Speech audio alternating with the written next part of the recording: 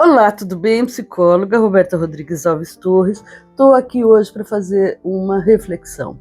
Hoje, especificamente, domingo é um domingo de Páscoa. É um feriado na religião cristã, né? E semana passada também foi o feriado de Páscoa para a religião judaica. Na religião judaica, a Páscoa está relacionada à comemoração do povo hebreu da libertação do Egito, né? Então, é uma comemoração da libertação da escravidão. Já na religião cristã, é uma comemoração, vamos dizer, da libertação do pecado, vamos dizer assim, né? Quando, com a ressurreição de Jesus Cristo, né, as pessoas então seriam absolvidas de seus pecados, né? Em ambas as religiões têm uma coisa em comum, porque está associado com libertação e esperança. Essas festas são marcadas assim por significados profundos, além de religiosos, né? É um momento também onde as famílias, os amigos se encontram para ter exatamente esse processo de troca, né?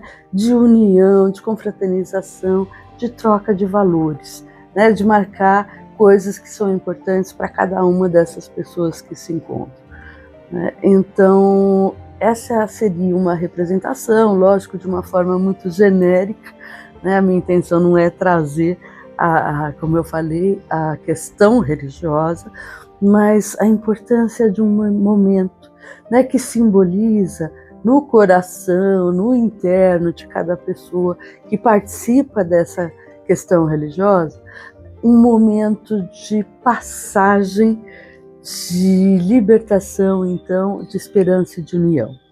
Agora eu queria trazer uma questão que não tem nada a ver com a Páscoa, mas que fala de rituais de passagens, porque ali temos rituais de passagens na religião católica, na religião judaica, até porque Páscoa é passagem. E então vou falar de um outro ritual de passagem, como volto a dizer, não tem nada a ver com Páscoa, mas tem a ver com vida, né? Os rituais de passagem normalmente estão associados em cada sociedade.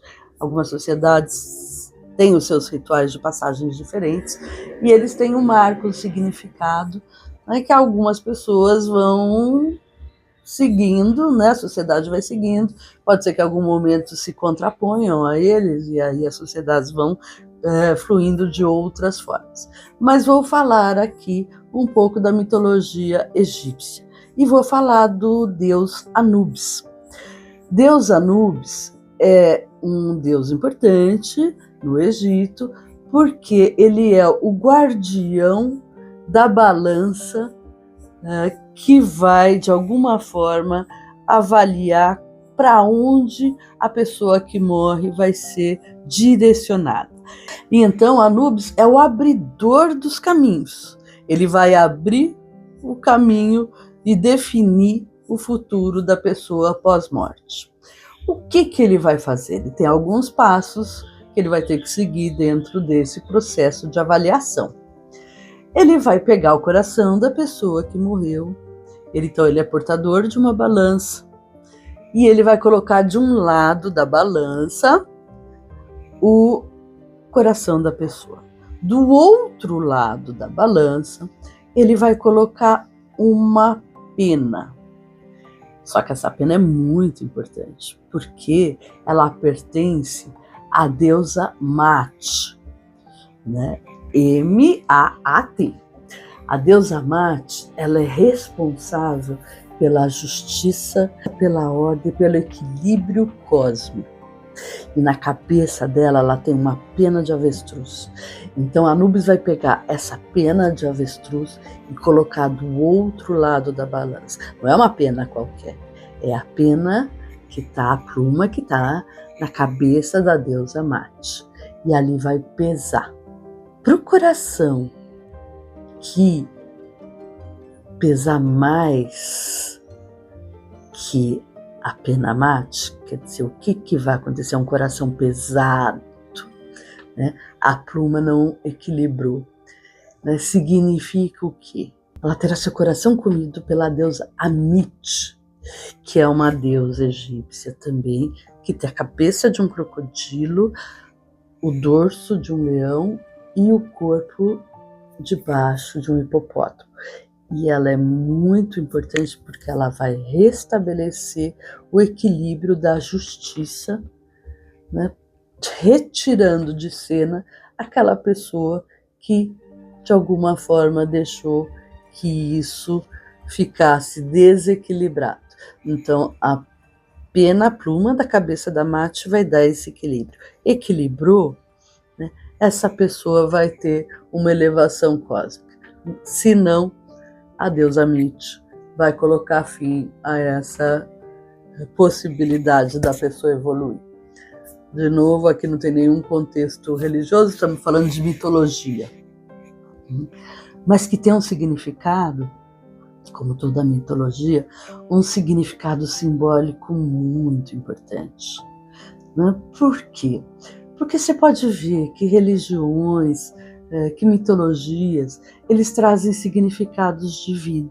Então, bem ou mal, as pessoas o tempo todo estão pensando sobre a vida, sobre o que elas estão fazendo, sobre o que elas não estão fazendo, né, que podem englobar possibilidades de libertações, de melhorias. Né? Então, isso nos traz o conceito do quanto isso está presente na vida de todo ser humano, independente dele frequentar, se posicionar em alguma religião ou não. Isso faz parte da vida de todo ser humano. O que ele vai fazer com a vida dele, que sentido que ele dá para a vida, ou não dá, enfim, que valores que ele tem e se isso vai trazer melhorias pessoais, sociais na vida dele ou não, enfim. A partir daqui, eu queria refletir um pouquinho mais sobre algumas coisas. Porque ao falarmos dessas coisas, né, estamos falando de sentimentos, de emoções, de coisas que estão no nosso consciente, no nosso inconsciente, de medos que temos, de certezas que temos, de certezas que achamos que temos. Estamos falando de relacionamentos, estamos falando de família, estamos falando de trabalho, né? Porque estas questões todas fazem parte da nossa vida. E aí a gente não podia deixar de falar na psicologia, né? Porque estamos falando, sim, das nossas vidas, dos nossos sentimentos. Porque quando a gente fala de libertação e de esperança e de possibilidade de melhorar, a gente está trazendo questões que também estão relacionadas a culpas, né? E culpas são coisas que muitas vezes atrapalham possibilidades de melhorias na nossa vida.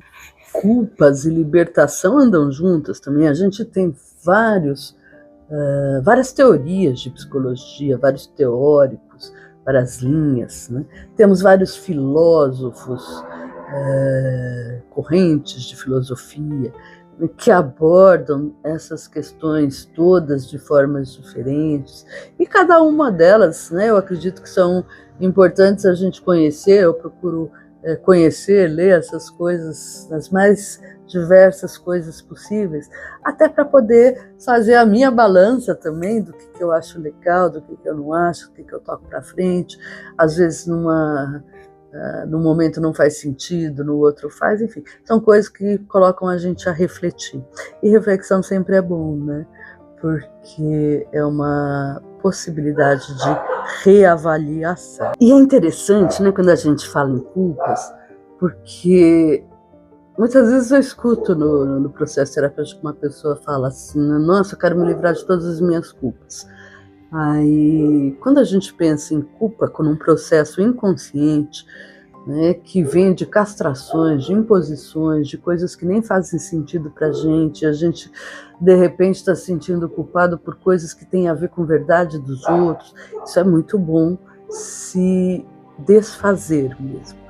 Às vezes tem questões que a gente tem que mudar a palavrinha de culpas e responsabilidades, porque as responsabilidades nós não vamos deixar de ter nunca, tá?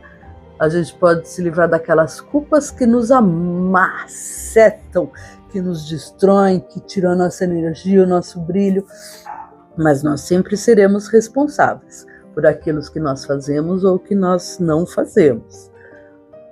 Então, eu queria deixar isso marcado sempre. Mas pensando nessas culpas que vêm associadas com punições, com medos de castigos, isso é muito importante, sim, que a gente possa rever, porque usualmente vem de material reprimido, está associado a questões da infância, como eu falei, com valores que na verdade podem não ser nossos ou não fazerem mais sentido para a gente.